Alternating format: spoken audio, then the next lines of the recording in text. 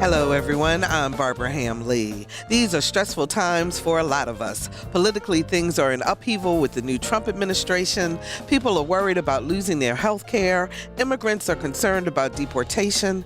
African Americans are constantly on alert when it comes to interacting with law enforcement. Seems like everyone has something to be stressed about. We use the term stress to cover a multitude of ailments, but what exactly is stress? What does it do to our mental and physical health? And what's racism got to do with it? Some answers on Another View on Health. Stay tuned. We'll be right back.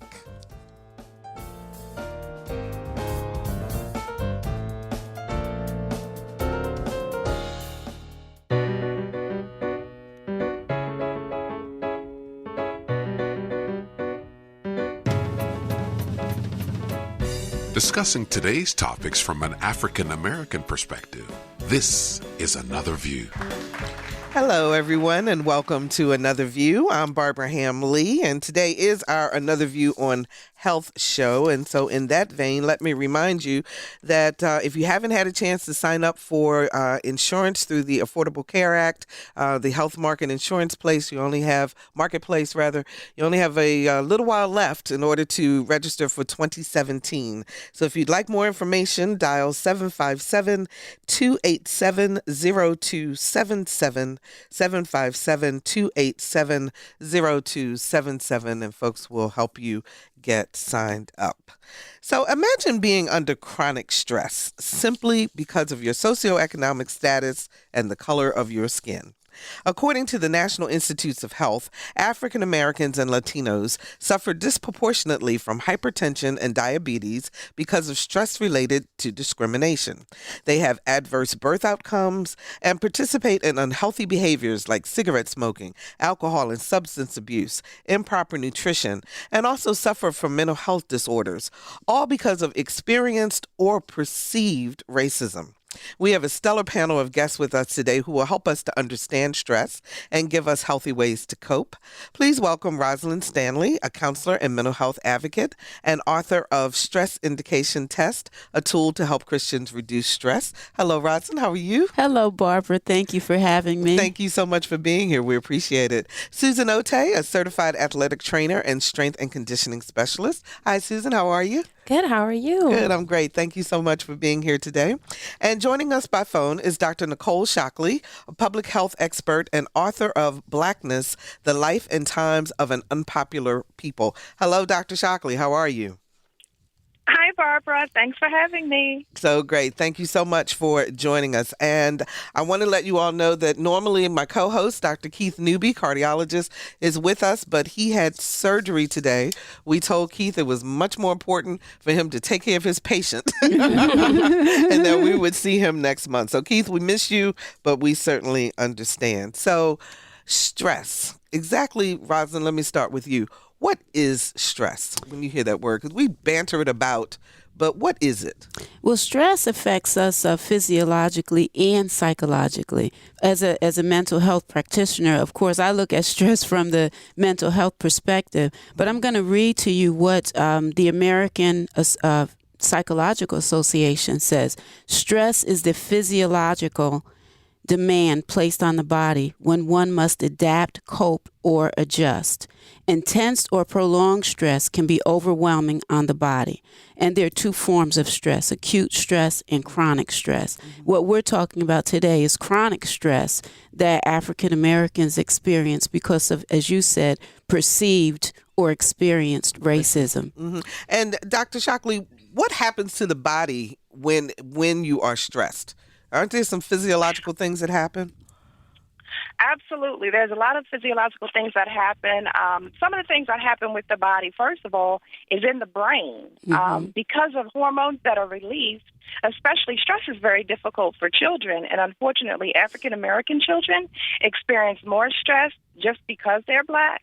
And there have been studies that show it can actually cause brain damage because it limits the ability of the synapses in the brain to fully develop, leading to other issues down the line, such as learning disabilities and depression. But also, from a physical standpoint, we know that stress leads to obesity, stress leads to heart disease, stress leads to stroke, and consequently, those are two of the greatest causes of death in the Black community. Susan, when the body is stressed, when you're experiencing a stressful situation, how are you feeling? What's going on in the body? So your body's innate response to stress is for your muscles to tense up. And so that creates this kind of chronic pain. So, you have people who always get tension headaches, or they have that pain like in their jaw or their back, and that's from those muscles being chronically tight. And so you have people who they walk around with their shoulders up to their ears because they're walking around carrying that stress in their shoulders. And then those kind of chronic headaches, your upper traps are actually innervated by a cranial nerve. So if you have that chronic contraction of those trigger points left in there, those are what leads to those migraines and those very stressful headaches you just can't get rid of no matter how much water you drink, no matter the kind of exercise, without getting your muscles to relax. You kind of always have that sitting there. And then also with that, you have that kind of lack of energy because you're so focused on these other things, and then you end up eating the wrong things. So your body's always looking for more energy to keep up with the demands of these stresses. So you kind of crave more sugary things, and you reach for that caffeine, but then, those things you tend to crash. So then you feel great for, 30 minutes to an hour, and then they wear off. And so you're constantly in this cycle of having the stress that carries with you. So, Dr. Shockley, when we say because of your socioeconomic status or because of discrimination or racism, give us an example of how that manifests itself in terms of stress and ways that we may not even recognize. Well, I think it manifests itself, first of all, just because as soon as you get ready to go out or do anything like drive, you tense up when you see the police officer go by, because you always have this feeling like it's me. Or as a Black woman, you go to the store, you just have this paranoia that you're being watched just because you're Black, and therefore, skin color is a proxy for crime in America. So it just puts you on a hyper alertness, which you experience incredible just amounts of just being uncomfortable, and then you have to go get something, a cigarette or a drink or something sweet, as was mentioned before, to kind of deal with that stress.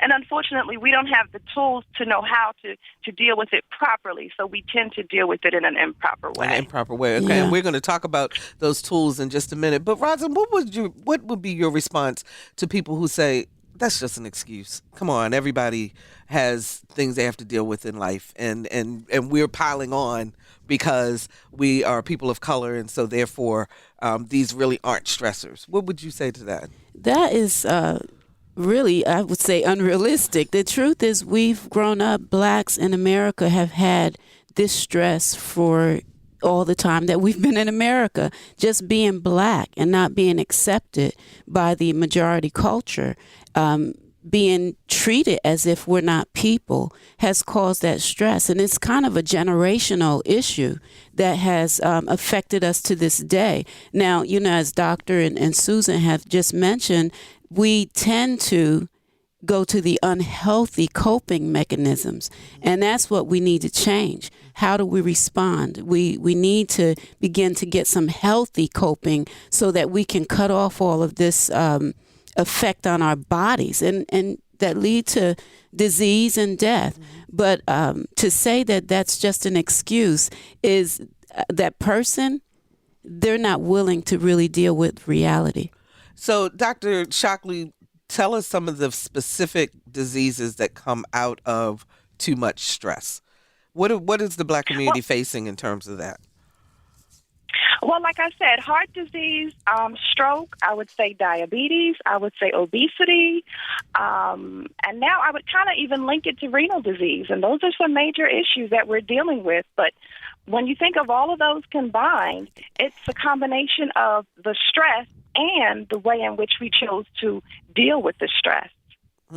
So there is a correlation between how we deal with the stress as well as the stressor itself.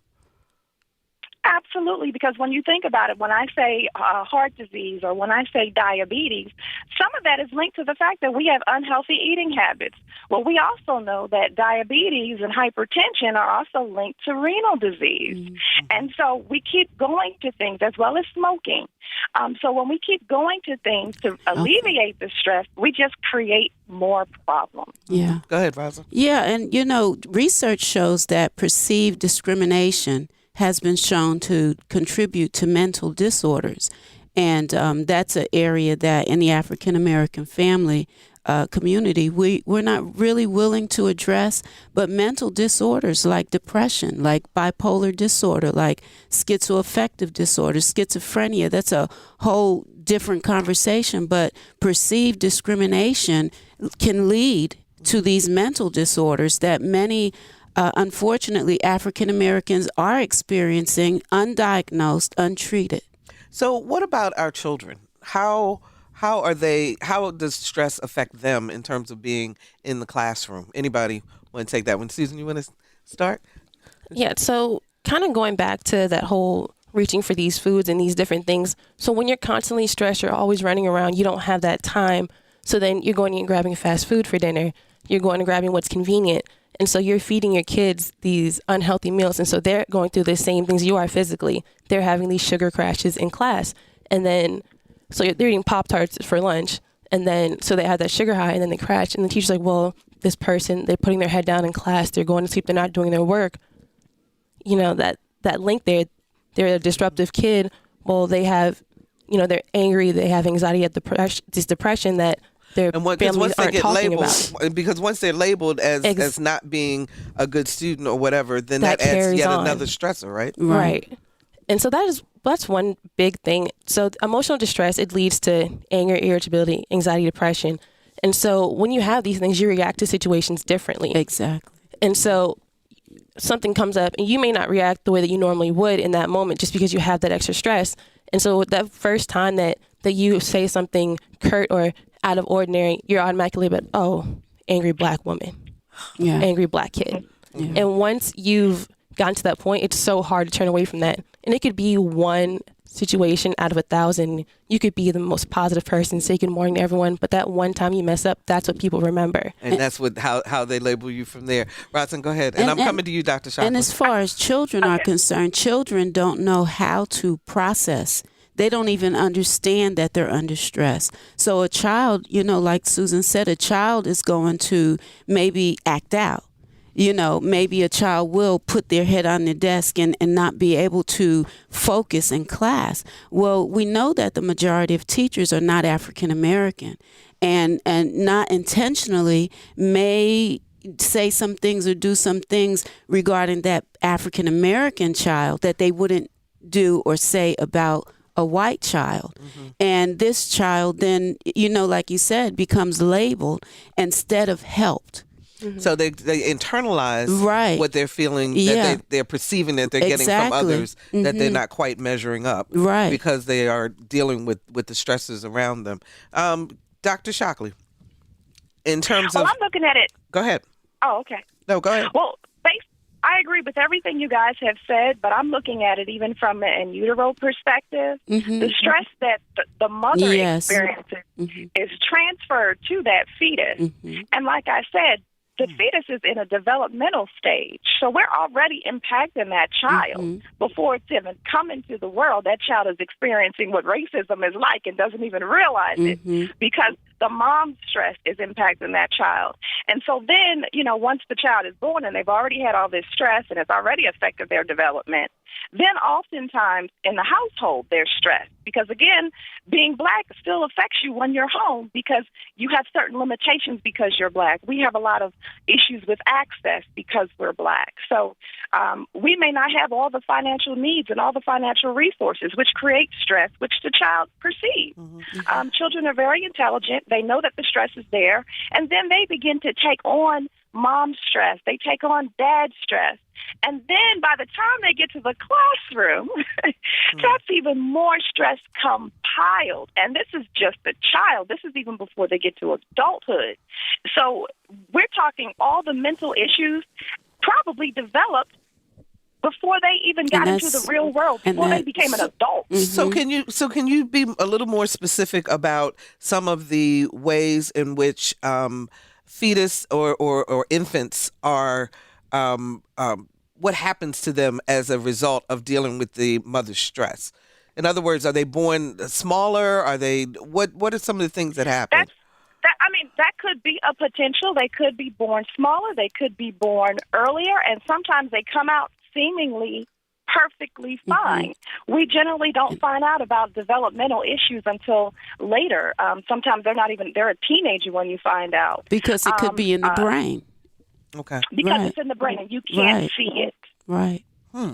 Interesting. 440-2665 or 1-800-940-2240.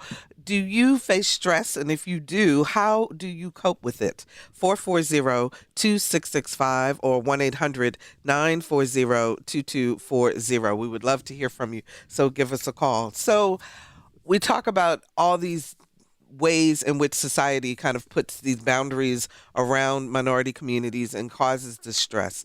So what do we need to do, knowing that this is happening, in order to protect ourselves? I'm going to start with you, Dr. Shockley, first, and then go to you, Roz. Okay.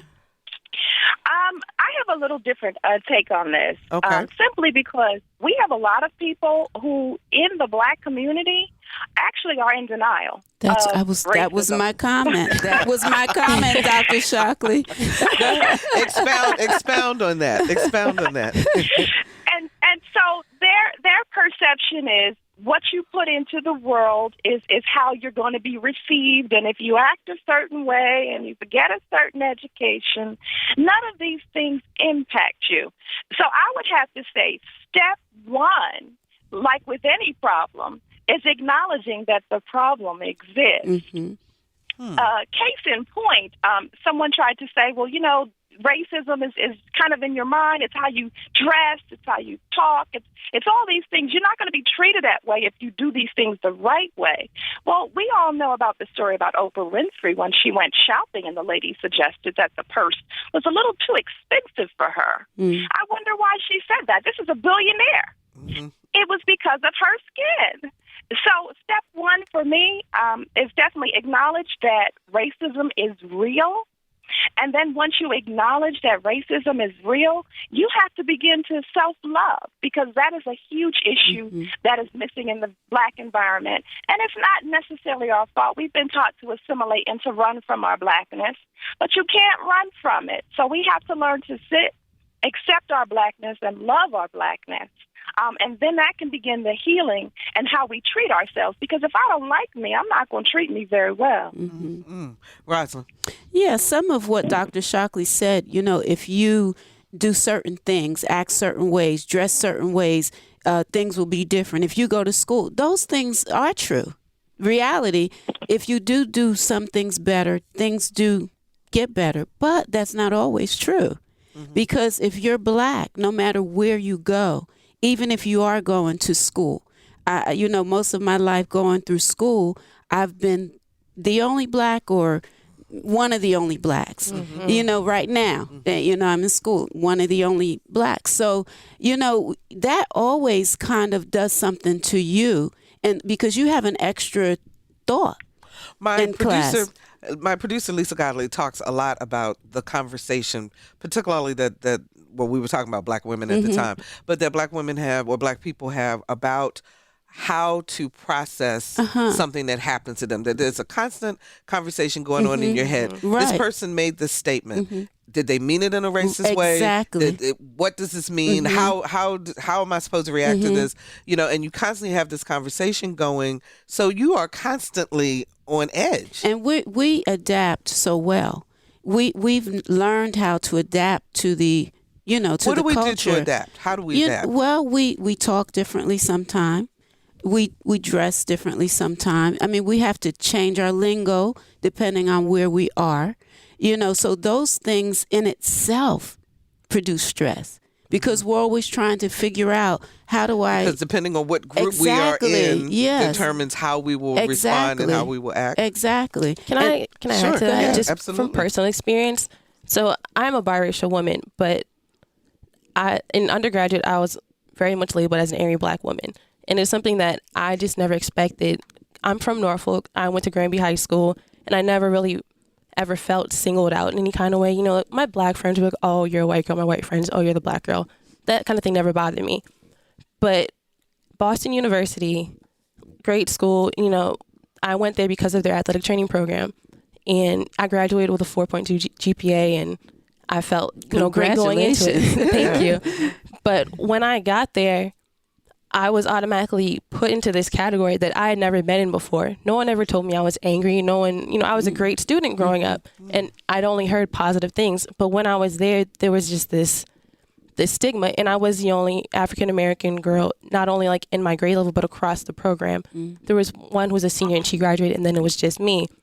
And like I'd had conversations with like the leaders in this department, and they had actually called me abrasive at one point. And that actually blew me away. Never in my life had I ever been labeled as like this angry girl. And I love athletic training. I love science. Like I was very much into the program. And for them to put that label on me, it really hurt. Yeah. And that added a lot of anxiety. And I was also an athlete there. So it's just like adding stress upon stress upon stress. How did you deal with that? Did you talk to them about it? Ask them why they labeled you that way? Did you try to get to the root of it? And, you know, I did try to talk to them, and there wasn't much conversation. It was more them trying to point out things. And the difficult part was that, so we had to do clinical rotations, and we'd be assigned to different places on campus and at the like surrounding schools. I never worked on campus because I was an athlete, so I didn't want to work with like my other teammates. But every other clinical instructor that I work with, they loved me, and they always had a great positive things to say about me. But then when I went back to BU, those are the people giving me ones and twos, and it was crazy because my peers, the other students, they were like, "Oh, you're such like great at what you do. Like I can learn from you." But then there's still this label that was holding me back. That's the systemic racism. Yeah. And I actually ended up with a lot of anxiety going into my sophomore and junior year, feeling that pressure. I felt the need to almost overperform because I was being labeled, that need to be a leader and to stand out. And I actually ended up having to talk to one of the sports psychologists. I tried to talk to one of the mental health counselors, and they really didn't have much for me. They were more about prescribing medication. And as an athlete, I really didn't want to take any kind of medication. And so I talked to a sports counselor there, and we did more of like the physical things, progressive muscle relaxation, things like that helped me deal with my anxiety and kind of focus it elsewhere rather than using that stress and letting it affect me. Dr. Roz, have you, Dr. Roz, I'm sorry, wrong one, Almost, Dr. Shockley. I'm in school right now. Exactly. I'll be there. But Nicole, have you experienced stress on that type of level on the professional side, for example, in terms of? I definitely have. I mean, still to this day, the title means absolutely nothing. I still don't know up from down or left from right. That's pretty much how I'm treated. And as she was saying, you know, that's that old stigma. You have to be twice as good to be considered just below them. And it's most unfortunate, but that's just always been the situation.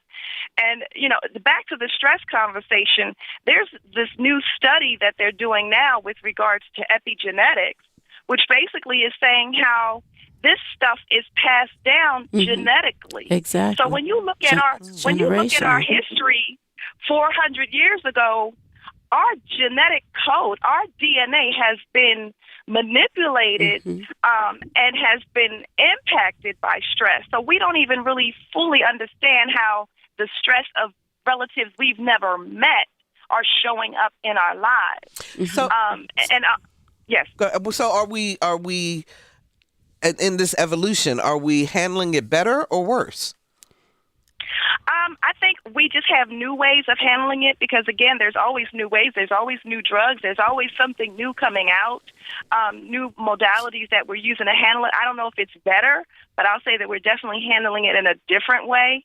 But, you know, we live in duality. We have to live multiple lives. We have to have split personalities just to survive. And that in and of itself is stressful. And every day I wake up, I know I'm a Black woman. Every day I walk somewhere, I know that I'm a Black woman, and people are going to perceive me a certain way. Therefore, I must be on my P's and Q's and do everything just so other people don't feel threatened. But the irony is they are the ones who have been threatening to me since the beginning, to my forefathers, to my ancestors. So we're stressed because we literally have to deal with crazy. If you're just joining us, we're talking about stress and racism with Dr. Nicole Shockley, public health expert and author of Blackness, The Life and Times of an Unpopular People, Rosalind Stanley, counselor and mental health advocate, and Susan Ottey, certified athletic trainer and strength and conditioning specialist. Let's go to the phones. Margaret joins us from Norfolk. Hi, Margaret. You're on the air. Hello, Margaret. You're on the air. Okay, I guess we don't have Margaret, so we'll continue. Do we have her? Hello, Margaret. You there? Who? Hi. Are you talking to me, Marguerite? Yes, I am. Marguerite. Okay, hi. It was a little bit of a muffle. I'm sorry. Go ahead. That's all right. Go ahead. What's your question? Let me think, because I've been talking so much to your producers that my mind is racing. And I missed, because I've been on the phone with your studio, I've not obviously heard all the Okay, comments, I tell you what, Marguerite, let me put you on with the producer, and once you get your question together, we'll come back to you. I do have one. You do? Have one. I'm sorry. I'm Okay. sorry. I'm very verbal, so I'm sorry. Okay, go ahead. Have you touched on in the discussion, I know it's basically about the causes of stress and what people have gone through. How about OCD and associated anxiety to OCD? I know that's all stress. So we want to talk about some ways that stress manifests itself in terms of mental health. We appreciate that. Thanks so much. Dr. Rosalind, how is stress manifested in terms of mental health? I'm not doctor yet, but thank you. I want to call you Dr. Rosalind. Yeah, I received Rosalind it. Stanley, I'm looking go for ahead. that. As I mentioned earlier, perceived discrimination or experienced discrimination can lead to mental disorders, and OCD, anxiety-related, is stress. It's stress. And can you separate it and say this is from discrimination, this is from life events? Well, the difficulty is that life events for anyone, can produce stress. Being African American, discrimination on top of life events it causes it to be compounded. And the research that we're looking at now is showing that there is stress related to discrimination that African Americans, Hispanics, Asians are dealing with, African Americans more so than anyone else because of the color of our skin. And so, those disorders are a reality. But in the Black community, there is such a stigma still about people having mental health issues. Everybody has an Uncle Johnny in the closet somewhere, but nobody wants to talk about that. Right. Why is that? Why can't we get past that? Yeah, I think it has a lot to do with the fact that I think Dr. Shockley mentioned some of this, we already have self-issues, low self-esteem. We already feel like we're not good enough. And I'm talking about generally speaking, because all of us don't feel that way. So when you have those kinds of issues, and then you have a mental health issue, in our families, what do we say if we have an Uncle Johnny in the closet? He's crazy. We don't say it's a mental illness that can be treated. We don't say it's a normal response, sometimes depression, to issues in life. We don't say that it's a brain disorder. It's not you. We don't understand that. So there's a lot of ignorance in the African American community. One of the things that the National Alliance on Mental Illness, I'm affiliated with them, and I'm teaching a family-to-family class in March, which is, I love it. I went through the class myself. I have a son who suffers with mental illness. And so I went through that class because I needed to know, I'm already trained. I'm a trained clinician. But when it hit my home, I wanted to know how I deal with this from a mother's perspective. Yes, So I went through this class, and it was the most awesome class. And it helped my husband and I to better deal with the issues we face with my son. But as a result, I became an advocate because African Americans need to face the fact that regardless of how mental illness came, and yes, discrimination, perceived discrimination, all of that stress for sure affects our mental health. And so the fact that when we choose bad ways to deal with stress, Exactly. such as It substance compounds abuse and so forth, that compounds the issue. and it too. affects our brains. And that's the problem. Once our brains begin to be affected, we need help. Let's go to Jason in Norfolk. Hi, Jason. You're on the air. Hello, ma'am. Thanks for having me. I live in the city of Norfolk, and my wife and I have three biological children, and this is pertinent. I'm white, but I have a fourth son who's black who came to live with us when he was 5 days old through a foster care program, and we ended up adopting him. Mm-hmm. And so he turns 4 next week, and he's lived his entire life with us. We live an intentionally integrated life through his school, church, even the YMCA. But I'm curious what your panel there, who I greatly respect their comments that I've heard so far. I would just be interested to hear what your comments are on the different kind of stress of a child. While he may have financial resources available to him, because I think that I live comfortably, I also recognize he has no privacy in the matter of his adoption, because it's obvious when he's with us. And what kind of pressures that puts on a black child being raised in a white family in the South. Thank you so much for that question, That's Jason. awesome. We appreciate that. Yeah. Rosalind, why don't you start, and then I'll come to you, Dr. Shockley. Yeah, the fact that I commend you and your wife for, first of all, adopting a black child, and for your intentionality in being in a multicultural situation. That's beautiful. The difficulty is that he will have to face discrimination and racism, especially when he's with your family. My family is multiracial. I have a son that is part Puerto Rican, another that is part Korean. We're a blended family.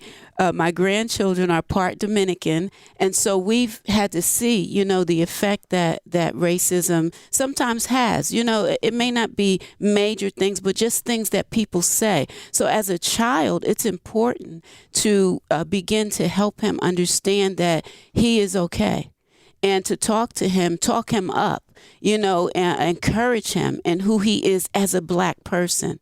And help him to understand that, there is a difference, but the difference doesn't have to keep you back. And if people say things, you want to make sure that he's able to come to you and your wife and talk about things that people say to him, so that you can process with him, because children are not able to take things and process. So you don't want to say, did anyone say anything to you today? But you just want to have such a conversation, such a relationship that child's able to say, oh, so-and-so said this. As you're communicating, you'll hear, oh, they said that, and then you can respond so that you can help him. Susan, since you are interracial, what would you say to him?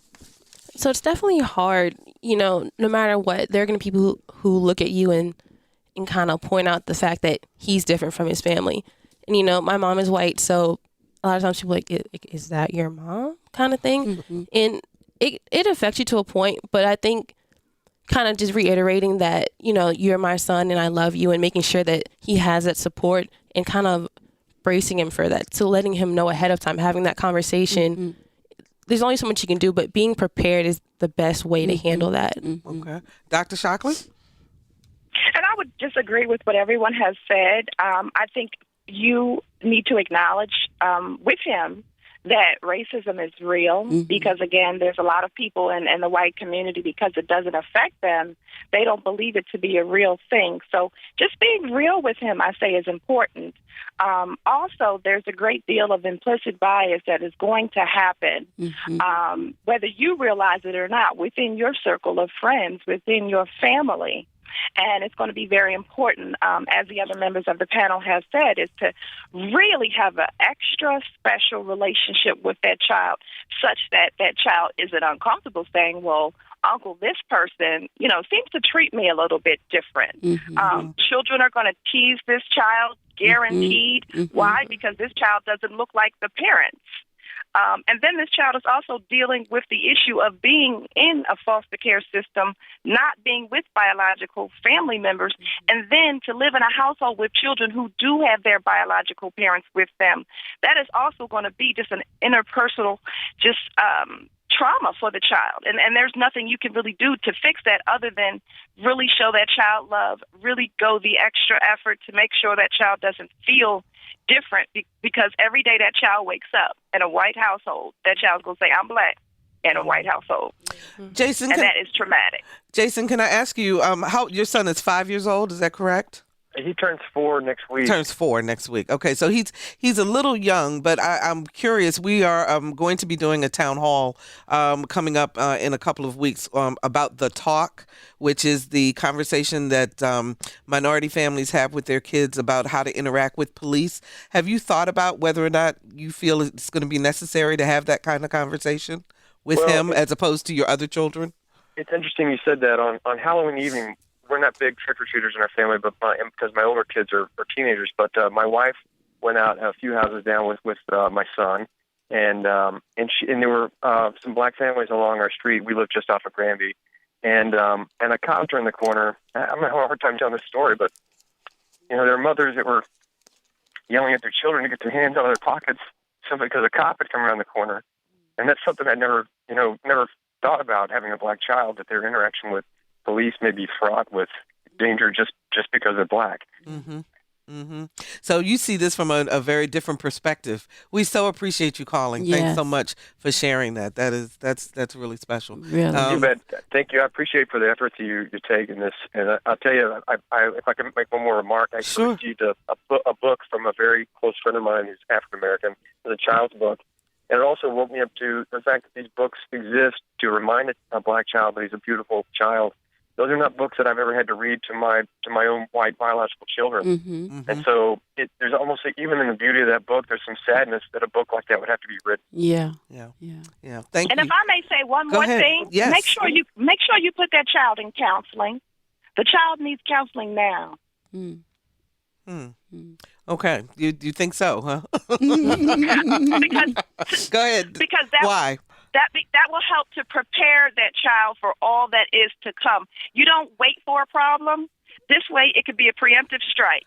Okay. So I say go ahead and just take that child to therapy now, before school starts and all of that, just so that child can begin to have some type of skill, coping mechanisms to deal with what's on the way. But I would say, maintenance. yeah, and I would Go ahead, say to Rosalind. be clear though for the child that this is the child's 4, so it's difficult, but so that the child doesn't think that they have a problem, and that's why they're going to a therapist and the other siblings are not.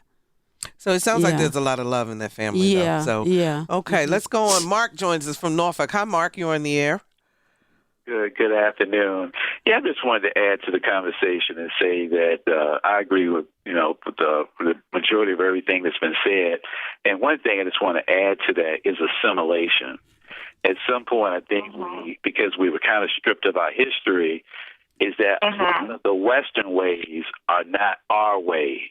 And so to what, one of your guests was saying, basically it's almost like the code switch, is that we started code switching from our existence here, and that there are natural foods, natural environments that do not fit our DNA, which certainly adds to the level of stressors that lends to all of the negative pathologies that you spoke about. Okay, Mark, thanks so much for that call. And just so the audience, those who may not understand the term code switching, that means adapting to the environment in which you are in. It is something that minority communities are quite familiar with. Let's see. Do we have another call? Let's go to Jeff in Norfolk. Hi, Jeff. You're on the air. Hey, Barbara. Hi. Just first of all, I want to thank you for coming out to the Women's March on Saturday and speaking. It was great to see you and hear you. Thank you very much. And my question is just more related to as far as the body's stress response. And so maybe we can help educate people about the parasympathetic nervous system and how the practices that we can do as people, black or white, to help lower the stress in the body, to bring down the cortisol levels and be able to help people develop these types of practices that will help manage long-term chronic stress, because it really does kill people. Jeff, you know what? You are reading my mind, because that's exactly where I was going next. Let's talk about some ways that we can cope with that. Thanks so much for the call. I appreciate it. So, Susan, let's start with you from a physical perspective. What are some of the things we find ourselves geared up, or maybe not? Maybe because we're so used to it, we don't even know we're stressed. What do we need to be doing physically to help ourselves? Yeah, so there are the two different kinds of stresses. There's that acute stress, and that's that one that it's really noticeable. It's out of the ordinary. Your heart rate's elevated. You're sweating. Your palms are sweaty. And when You wanna run. yeah. And with that, so you have the increased epinephrine and increased levels of cortisol in you. And when you have that kind of stress, the best thing to do is to exercise. You have that extra energy built up in you. And even if it's just, taking a walk outside, just something to get that extra energy out so that you can refocus. Like we talked about earlier, having that stress built up, you're more likely to respond to things out of the ordinary in a more curt or rude way than you might if you weren't dealing with that stress. Right. So being able to get that out of you is key. And then so when we talk about that chronic stress, so that's the stuff that affects you, you're in a bad living situation, that day to day, every day, where you almost don't even know you're stressed out anymore because you're so used to it. You've kind of sort of given up, and so you have more of these chronic diseases. You have the high blood pressure, diabetes, any of those kind of things. And that's where you really have to make lifestyle changes. So you may not be able to change your job situation right away. It may take time. You may have to go to school for that. But in the meantime, there are healthy ways that you can be dealing with that to reduce some of those risk factors for disease. So exercising regularly, that's always a big one. And, people get so caught up in, when they start exercising, I have to go 5 days a week. I have to get abs. I have to do this. I have to do that.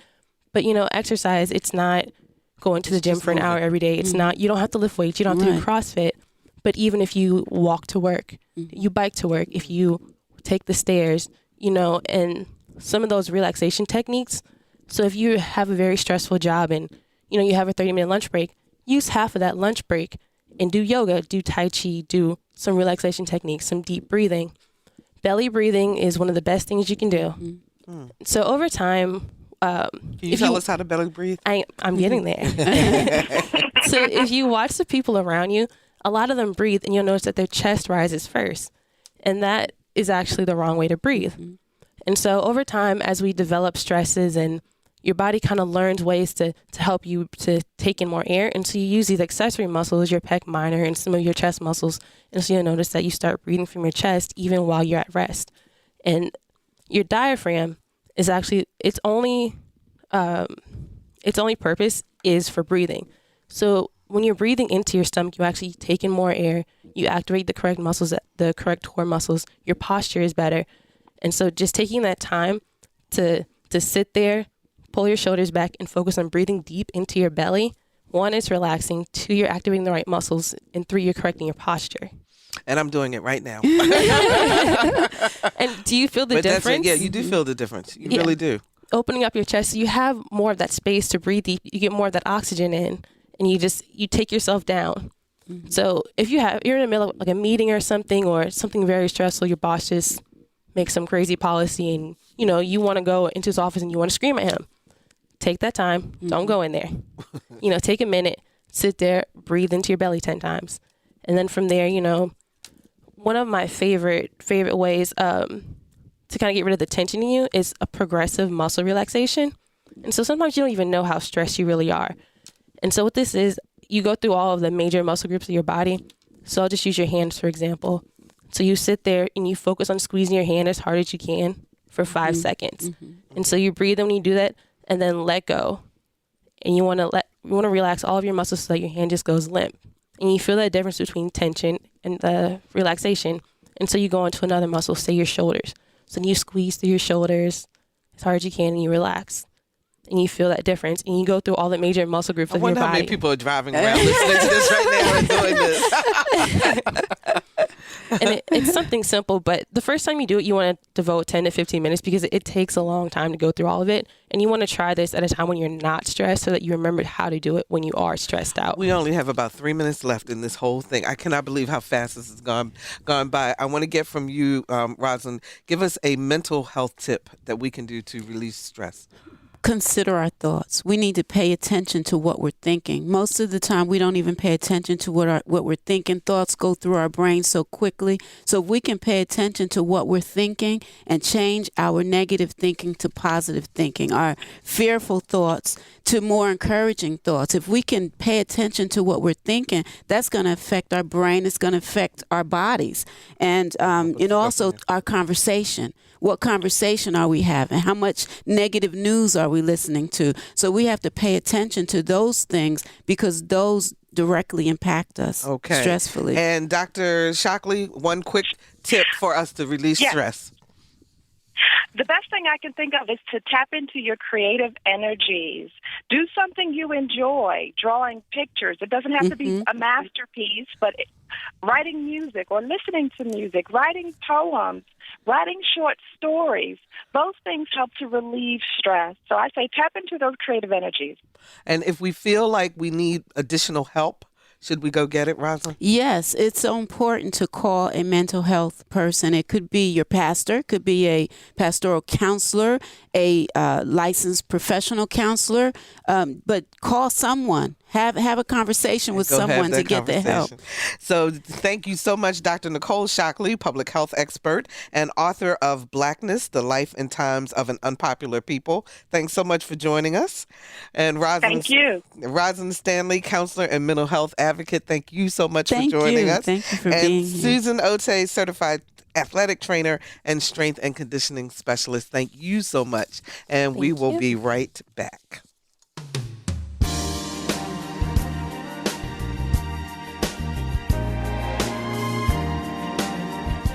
Hello, I'm Tim Reed, and I, like everyone, celebrate the successes of people who have pulled it up, got it together, and driven by their passion to succeed, have made it. I've been fortunate to come out of this community and have a successful career. You can do it too.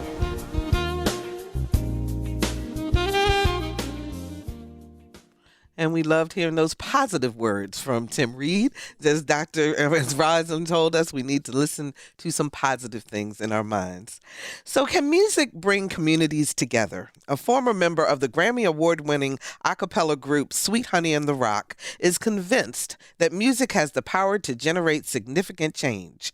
Dr. Ysaye Barnwell is in town this weekend to explore music's impact and teach others how to use it to make a difference. She shares her knowledge, talents, and a few vocal teachings with our Lisa Godley. This may be the last time. In the past, when the country was divided, people came together and sang songs. One such example was during the Civil Rights Movement, where spirituals, folk music, and gospel songs set the stage for rallies, marches, and speeches that generated change. Dr. Ysaye Barnwell has been bringing people together through her music for 40 years. Officially for me, it started in 1977. I joined a Unitarian church in Washington, D.C., and had a fabulous choir, and only 3 Black people were in it.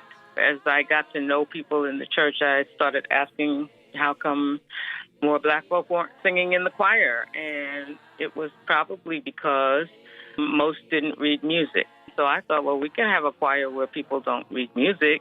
And even though I'd never done it before, I started arranging music that I knew and teaching it to the choir. And that group became the All Souls Jubilee Singers, and all these years later, it still exists. Her musical journey took her from bringing people to the choir to joining the Grammy Award-winning a cappella group, Sweet Honey in the Rock. I say it looks like my people, they're coming on through. The talented ensemble incorporated the music of the Black church along with blues and jazz and used it to shed light on injustice. For Dr. Barnwell, it led to a better understanding of the important role music plays in bringing a community together. And when I look at African American music, I realize that all of our history is in the music we have created ever since we came here, right on up to hip-hop. Songs are not frivolous in our community. They have intention, they have meaning, they have a purpose. Keep that up. Here we go. And glory, glory. Dr. Barnwell uses her Building a Vocal Community workshops to instantly create community through song. These harmonious forums have been a featured TED Talk. How many of you are sitting next to somebody you don't know? Fabulous. Fabulous. And I ask that because songs have a way of pulling us together instantly. She says the newer movements don't feature singing as much as the older ones did, and explains ways older people can encourage younger people to sing together in tough times. Getting together and singing has to become an intentional activity. We have to use songs as a way of pulling ourselves together and encouraging ourselves not to become so depressed and so down that we lose our focus, lose our energy, and give ourselves over to energies and forces that we don't necessarily want in our lives. She says one of the best techniques for getting people shy or apprehensive about singing with a crowd to do so is by using a technique she calls call and response. If I say, we're marching on, you say, we're marching on. And so that's a technique. It's a technique. And that technique can be used to help people sing who've never sung the song before, because I'm telling you what to sing.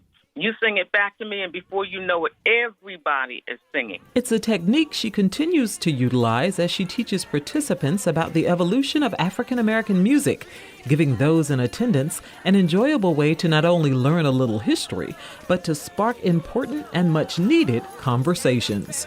For Another View, I'm Lisa Godley. And this story was produced by Michaela Wilson, a senior communications major at Virginia Wesleyan College. She also served as an extern with Another View. Dr. Barnwell's vocal community workshop is being held at the College of William and Mary.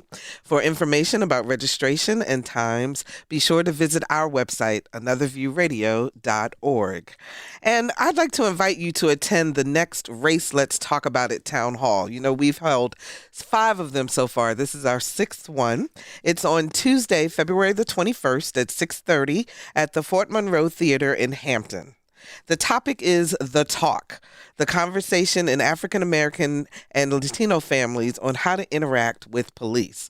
And it is free. It is open to everyone, but we would like you to register, please. So go to whro.org/talkaboutrace and register. Again, that is free. It is February the 21st. It is our final Race Let's Talk About It Town Hall for this year. And thank you so much for joining us today on Another View. If you'd like to hear this show again or share it with a friend, please visit our website, anotherviewradio.org, and you can download the podcast. We're also on Facebook, and so I hope you will go and like us. And I'm on Twitter at Barbara Ham Lee. And hopefully you will join us next week. We have a very, very special show on a conversation that is being held between Black and white neighbors in Edenton, North Carolina. The group is called the Reconciliation Group, and we're going to speak with members about how they have come together to make a difference, not only in their personal lives, but also within their community. So please be sure to join us then. Our theme music was composed and performed by Jay Sennett. Lisa Godley is our show producer. Victor Bowen is our audio engineer, and Jada Baden answered our phones. I'm Barbara Ham Lee. Thanks so much for joining us, everyone, and we'll see you next time for Another View.